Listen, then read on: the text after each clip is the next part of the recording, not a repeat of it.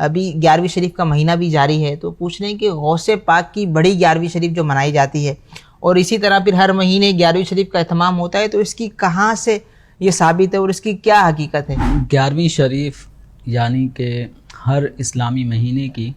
جو 11 تاریخ ہے، اس تاریخ کو ایک خاص اہتمام کے ساتھ نیاز فاتحہ کا اہتمام کیا جاتا ہے۔ اور نیاز فاتحہ کی اصل بھی اگر ہم غور کریں کہ یہ کیا ہے، تو اس کی اصل یہ ہے کہ یہ ایصال ثواب ہے، جو حضرت سیدنا شیخ عبد القادر جیلانی قدسہ سرہ النورانی کی بارگاہ میں اللہ تبارک و تعالیٰ کے عبادت کر کے،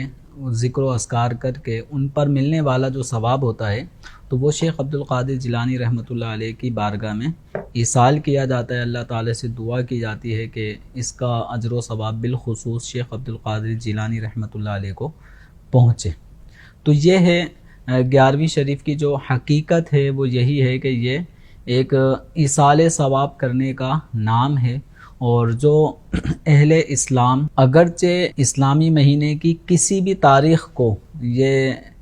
نیاز فاتحہ اور ایصال ثواب کا اہتمام کریں، لیکن نام اس کو 11ویں شریف کا دے دیا جاتا ہے۔ مثال کے طور پہ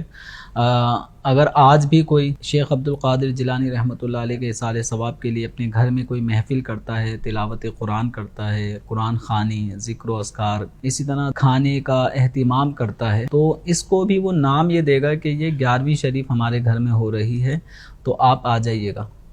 تو 11ویں شریف اب ہمارے عرف مسلمین میں اہل سنت و جماعت کا ایک یہ اصطلاح بن گئی، جس میں خاص طور پر شیخ عبد القادر جیلانی رحمۃ اللہ علیہ کے ایصال ثواب کا اہتمام کیا جاتا ہے۔ تو اب یہ اہتمام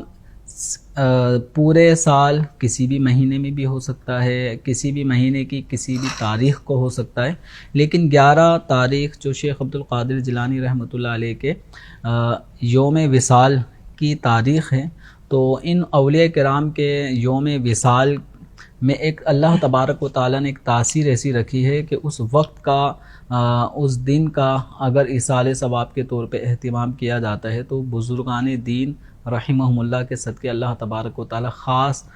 کرم بھی عطا فرماتا ہے۔ اور یہ جو اولیاء کاملین ہیں،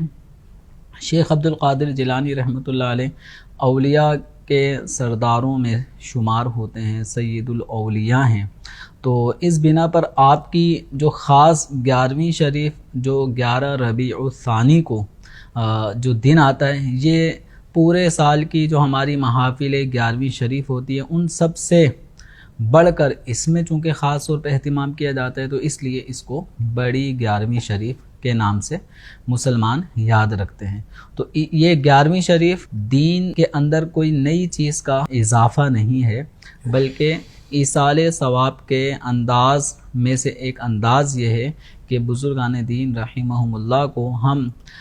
نیک اعمال کر کے، تلاوت قرآن کر کے، صدقات و خیرات کر کے، اسی طریقے سے بہت سارے نیک اعمال ہیں جس میں روزہ بھی ہو سکتا ہے، نماز بھی ہو سکتی ہے، تو جو بھی ہم عبادت الہی مالی اعتبار سے، بدنی اعتبار سے بجا لاتے ہیں، تو ان پر ملنے والا ثواب جو اللہ تعالیٰ کی بارگاہ سے ہمیں نصیب ہوتا ہے، تو ہم اس ثواب کو آگے